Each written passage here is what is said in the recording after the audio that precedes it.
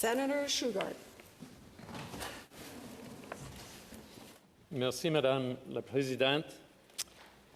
Honorable sénateur, je me sens privilégié de prendre la parole aujourd'hui pour la première fois en cette Chambre.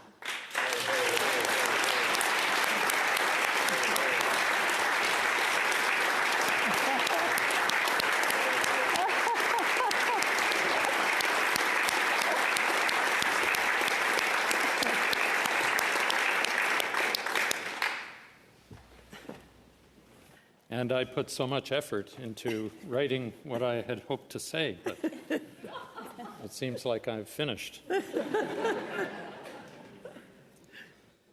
Et techniquement, mes commentaires sont en réponse au discours du trône.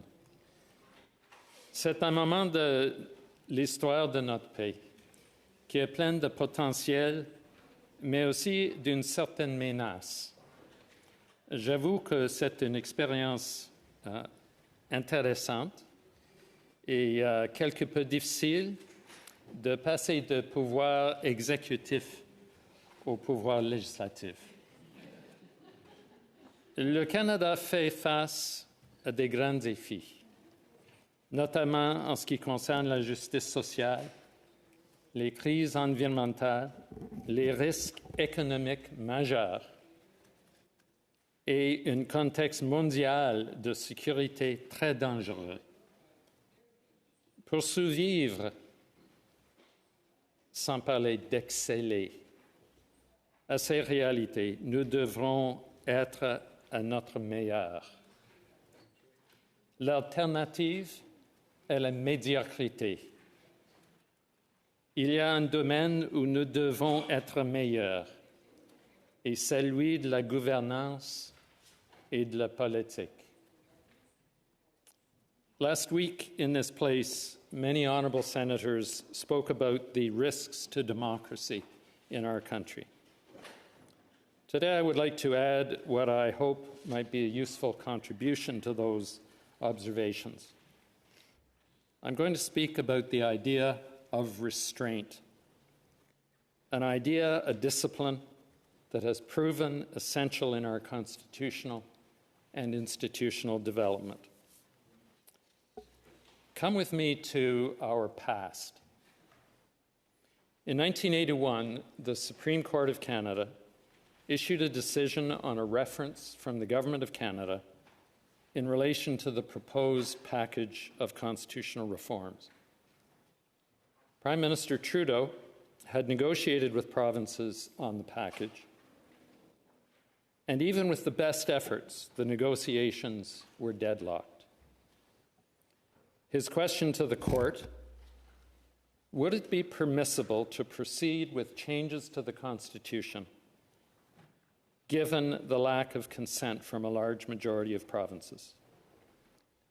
The court's answer: it would be legal to proceed, but not constitutional. Prime Minister Trudeau took that decision and reconvened the provinces, eventually clearing the way to the farthest-reaching reform of the Constitution in our history.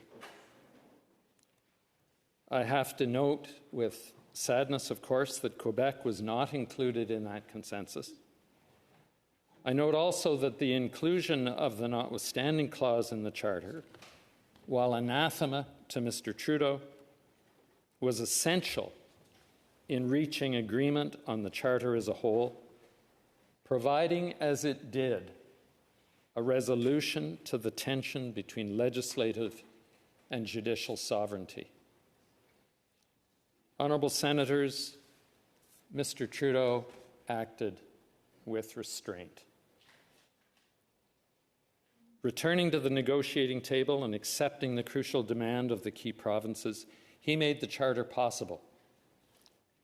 Colleagues, I have to ask if either of the main party leaders today would practice that restraint. After all, Mr. Trudeau had in hand a ruling of constitutional legality from the court. Now, join me in the present. Last fall, the Government of Ontario was engaged in a dispute with the Canadian Union of Public Employees in the education sector. Legislation imposing a contract was passed in the legislature, along with invocation of the notwithstanding clause, preemptively guarding against constitutional challenge. Strike action followed, as did significant public outcry. The government undoubtedly felt that it was within its rights. Unions and others saw the action as an assault on workers and organized labor.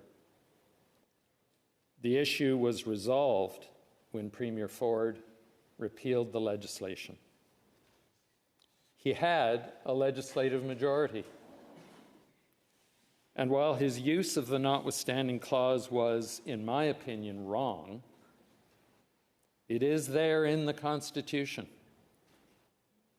But to his credit, Premier Ford acted with restraint. Some have suggested, by the way, that resolving the problem of the notwithstanding clause lies in referring the matter to the Supreme Court for a judgment on when and how it should be used.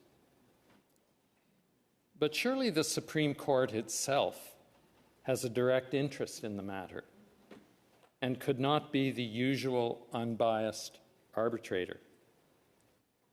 I strongly suspect that ultimately the use of the notwithstanding clause can only be resolved by the application of public vigilance and governmental restraint. Colleagues, I invite you to anticipate with me the future. In this Parliament, we have witnessed a sea change in the composition of the upper house.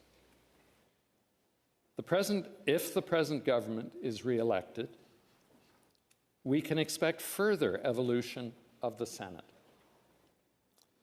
The farther we get from a party-based Senate, the more entrenched will be the idea of independence and freedom of action.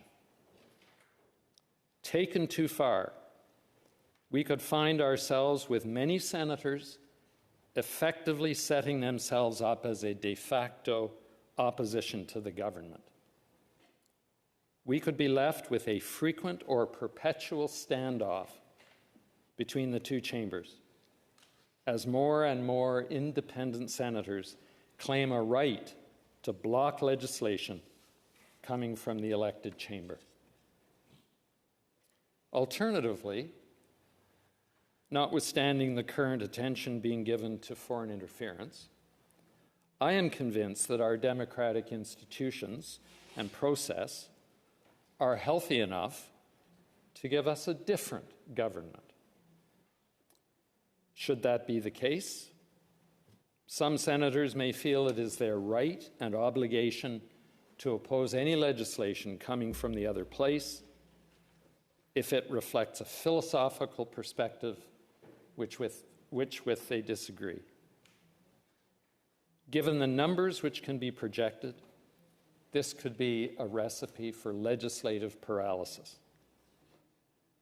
To be blunt, either scenario creates the possibility that this institution could be at risk of acting undemocratically, ironically, by allowing tightly held principle to trump constitutional convention and deference to the will of the elected chamber. In either situation, we have the seeds of constitutional crisis. An essential ingredient in avoiding or resolving such a crisis will be the practice of restraint. Our Constitution is black-letter law and convention.